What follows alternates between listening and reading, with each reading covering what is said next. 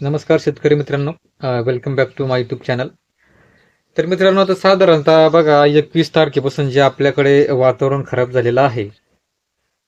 तर आज 1 तारीख, साधारणतः 10 ते 11 दिवस होत आहेत मित्रांनो.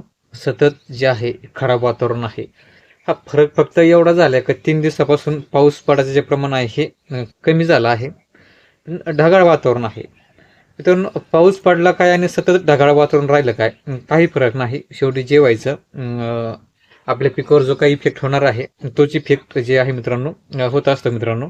कारण सूर्यप्रकाशच नाही तर झाडाच्या पूर्ण जी कार्यप्रणाली असते मित्रांनो ही पूर्णपणे थांबल्या जाते. तर मित्रांनो, अशा वातावरणात जे आहे आपण काय केलं पाहिजे याचे पण थोडंसं आपण चर्चा करूया. तर मित्रांनो, अशा खराब वातावरणामध्ये कळीचे जे स्प्रे असतात मित्रांनो हे घेतले नाही पाहिजे. कळीचे स्प्रे आहेत हे पूर्णपणे थांबवले पाहिजे मित्रांनो. कारण अशा खराब वातावरणात कळीचा स्प्रे घेऊनही काही उपयोग नाही मित्रांनो. कारण जोपर्यंत प्रॉपर सनलाईट भेटत नाही, सूर्यप्रकाश, तोपर्यंत जे झाड आहे ह्या झाडाची कार्यप्रणाली ही सुरळीत चालत नाही. विनाकारण जे आहे मित्रांनो खर्च वाढवण्यापेक्षा कळीचे जे स्प्रे आहे मित्रांनो हे 100% थांबवा. कारण मित्रांनो, कळी काढण्यासाठी तुमच्या जो सूर्यप्रकाश असतो, प्रॉपर सूर्यप्रकाश, तो खूप महत्त्वाचा आहे. जोपर्यंत सूर्यप्रकाश पडतच नाही तोपर्यंत तुम्ही कुठलंही भारीतलं औषध किंवा कितीही स्ट्रॉंग औषध फवारलं तरी काही होणार नाही, उलट शूटच पळतील. कारण बरेचदा काय होतं, काही औषधं अशी आहेत सॉरी, कळीच्या पिढीमध्ये गेल्याच्या नंतर आणि ते जर खराब वातावरणात जर गेले मित्रांनो तर बऱ्यापैकी ते शेंडा पळवण्याचं काम करतात. सोबतच ते चौक्या लीक करण्याचंही काम करतात मित्रांनो. चौक्याही लीक होऊ शकतात. त्यामुळे कळीचे जे काही स्प्रे असतात मित्रांनो हे पूर्णपणे अशा वातावरणात थांबून घेतले पाहिजे.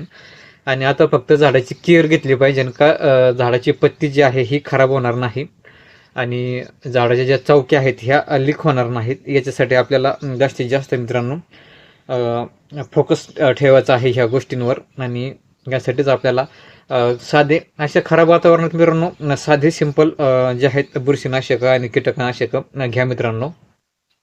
लय भारीतल्या बुरशीनाशकाकडेही जाण्याची गरज नाही. कारण मित्रांनो इथंही सेम सिच्युएशन आहे. जर सूर्यप्रकाश जर भेटत नसेल तर जे सिस्टमॅटिक जे बुरशीनाशक किंवा कीटकनाशक असतात मित्रांनो यांची कार्य करण्याची जी पद्धती असते ही खूप कमी होऊन जाते. म्हणजेच मित्रांनो की त्यांची काम करण्याची ताकद जी आहे मित्रांनो ही घटली जाते. कारण त्यांनाही काम करण्यासाठी सूर्यप्रकाशच हवा असतो, त्याशिवाय तेही काम करत नाहीत. आणि मग त्यामुळे इथंही आपण जे महागातले बुरशीनाशक घेतो ज्यांचे कॉस्टिंग जास्त जाते त्यांचाही आपल्याला इथे काही फायदा होत नाही. तर अशा सिच्युएशनमध्ये मित्रांनो आपण साधारणतः शक्यतो कॉन्टॅक्टमधलेच फंगिसाईड आणि इन्सेक्टिसाईड वापरणं खूप गरजेचं आहे मित्रांनो. त्यामध्ये आपण M45 झालं, एन्ट्रॉकॉल झालं, Z78 झालं, कुमानियल झालं, कवचही घेऊ शकता. कॅप्टन सगळ्यात बेस्ट राहील. हे जे काही असे बुरशीनाशक आहेत हे वापरले पाहिजे. आणि यासोबत एक्ट्रा झालं, मार्शल झालं किंवा टाटा मानिक झालं, धनप्रीत झालं, हे असे साधे सिंपल नीम ऑइल पण एकदम बेस्ट आहे मित्रांनो. इथं असे जे प्रोडक्ट आहेत मित्रांनो असेच वापरा. कळीचे स्प्रे स्टॉप करून टाका. जोपर्यंत सूर्यप्रकाश येत नाही प्रॉपर तोपर्यंत कळीचा कुठलाही स्प्रे घेऊ नका.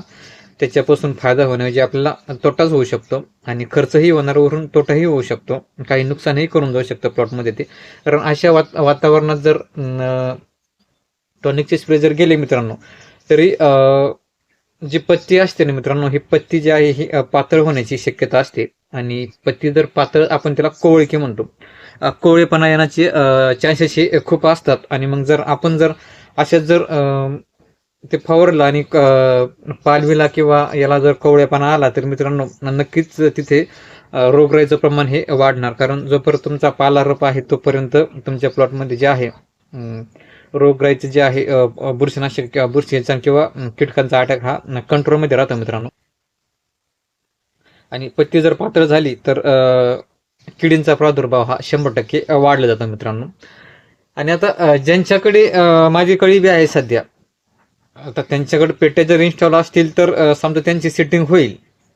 कारण आता पाऊस उघडलेला आहे, ढगाळ वातावरण आहे, त्यांची सेटिंग होऊ शकते. पण ज्यांच्याकडे मधमाशा नाहीत अशांचं तर ड्रॉपिंग होण्याची चान्सेस हे खूप जास्त असतात.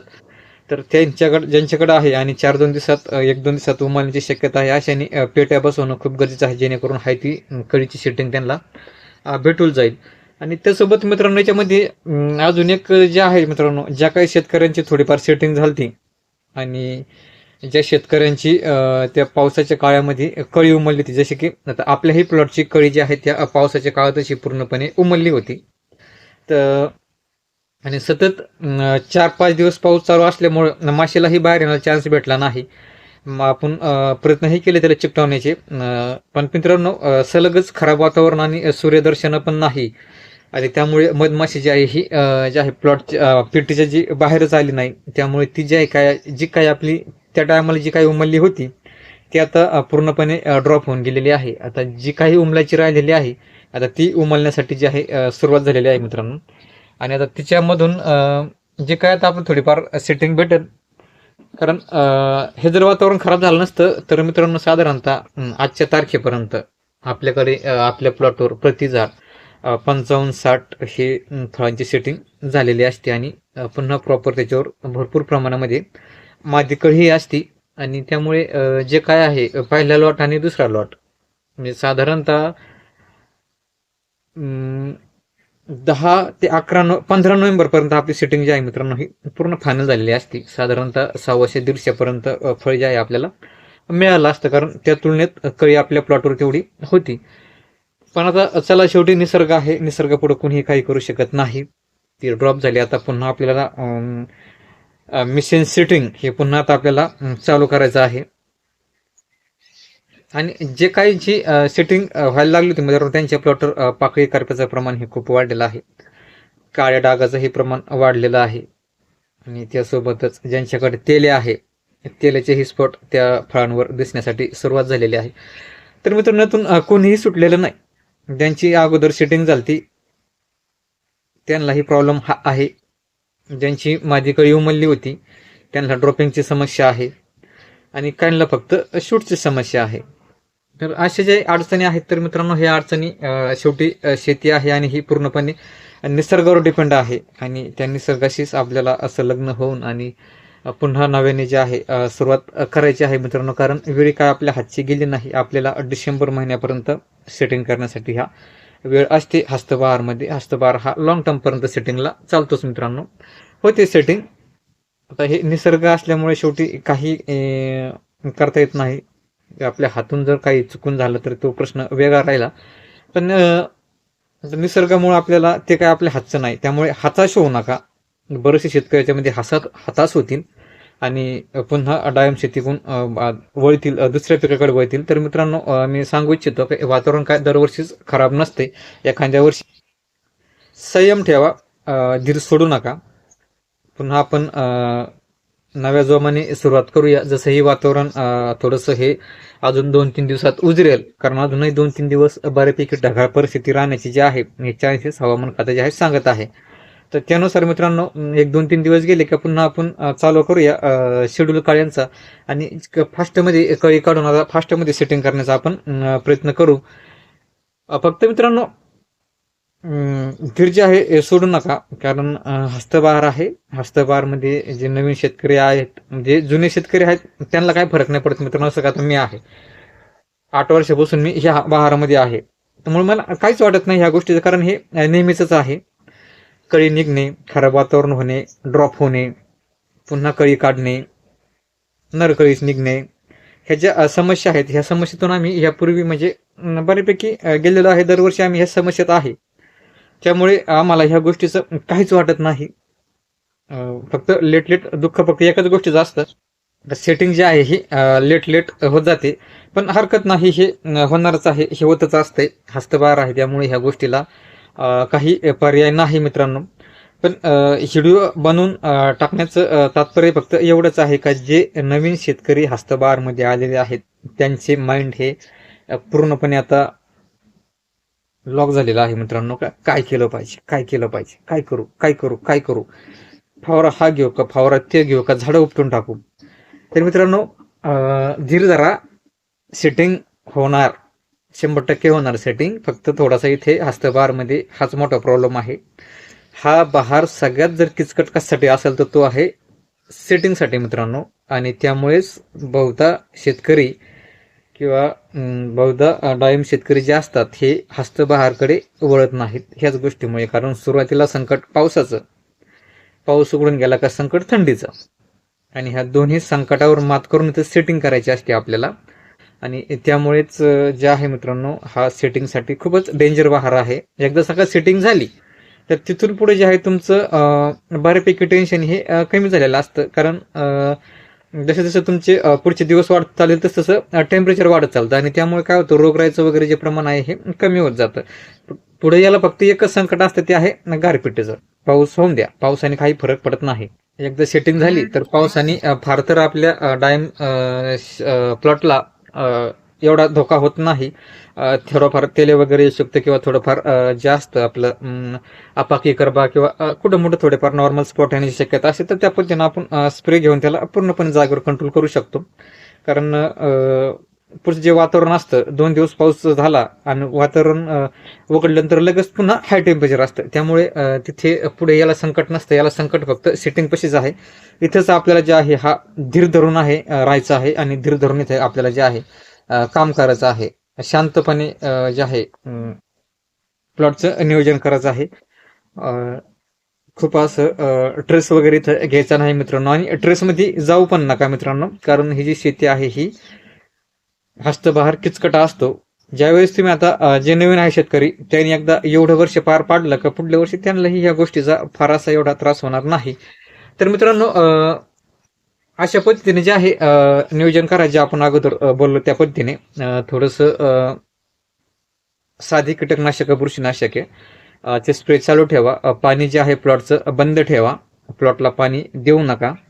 कुठलंही खत देण्याचा प्रयत्नही करू नका जोपर्यंत ऊन पडत नाही तोपर्यंत. अमिनो ॲसिड वगैरे घेणे टाळा. कळीसाठीचे स्प्रे टाळा. आणि आता फक्त प्लॉटमध्ये कॉन्टॅक्टमधले फंगिसाइड्स आणि कॉन्टॅक्टमधले इन्सेक्टिसाइड्स यांचा वापर करून जोपर्यंत वातावरण क्लिअर होत नाही तोपर्यंत अशाच पद्धतीने नियोजन ठेवा. प्रति 4-5 दिवसांनी मिळून एक स्प्रे घेण्याचा प्रयत्न करा.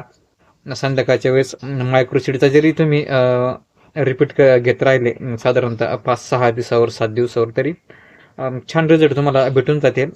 तुमचं जे प्लॉटवर जी काही रोगराई यायची ती येणार नाही. तर असं एवढंच सांगण्यासाठी आजचा जो व्हिडिओ बनवला होता का जे नवीन शेतकरी त्यांचं खूप मोठं कन्फ्युजन होईल आणि ते खूप ट्रेसमध्ये जातील. तर त्यांनी ट्रेसमध्ये जाऊ नये. त्यांना फक्त थोडासा धीर देण्यासाठी जो आहे आजचा आपण व्हिडिओ बनवत आहे. आणि आता यानंतर जे काही वातावरण उजारल्याच्या नंतर आता पुन्हा आपण काय काय करणार आहोत कळीसाठी हे आपल्याला पुढं जे आहे व्हिडिओमध्ये आपल्याला पाहायला भेटणारच आहे. तर मित्रांनो जे काही आपल्या चॅनलला नवीन असतील अशा शेतकऱ्यांनी चॅनलला सबस्क्राईब करा, जेणेकरून जे काय नवीन नवीन अपडेट तुम्हाला जे आहेत डाळिंब शेतीच्या भेटतील. आणि त्यासोबतच कमेंटही करा मित्रांनो, जेणेकरून मलाही समजेल का तुमच्या साईटचा किंवा तुम्हाला काही प्लॉटमध्ये अडचणी वगैरे असतील किंवा आता तुमच्याकडे वातावरण कसं आहे त्या संदर्भात मित्रांनो कमेंटही करत जा. आणि कमेंटमध्ये सांगत जा व्हिडिओ कसा बनलाय किंवा कुठल्या विषयावर बनला पाहिजे हेही कमेंटमध्ये सुचवा. आणि मित्रांनो इतरांनाही शेअर करा, जेणेकरून त्यांच्याकडे ही माहिती जाईल. जे नवीन जे हस्तबहारमध्ये आलेले आहेत अशा शेतकऱ्यांनाही थोडासा धीर जे आहे मित्रांनो मिळेल. कारण मित्रांनो आपण जे आहे आपला फक्त अनुभव शेअर करत असतो आणि याच्यामध्ये सेटिंग होते मित्रांनो, सेटिंग होत नाही असं नाही, सेटिंग होते. हेच मी सांगण्यासाठी जे आहे व्हिडिओ बनवलेला आहे का धीर सोडू नका, सेटिंग ही 100% होणार आहे. तुम्हाला काय अडचणी आहेत त्या कमेंटमध्ये तुम्ही सांगत जा मित्रांनो. 100% तुमच्या ज्या अडचणी आहेत मित्रांनो ह्या सोडल्या जातील आणि त्या सुटतीलही आणि त्या सोडण्याचा आपण पुरेपूर प्रयत्न करू आणि त्याला 100% तुम्हाला रिझल्टही त्याचा येईल जे आपण तुम्हाला सुचवणार आहात त्या गोष्टींचा. तर मित्रांनो थांबे तिथं आज. धन्यवाद.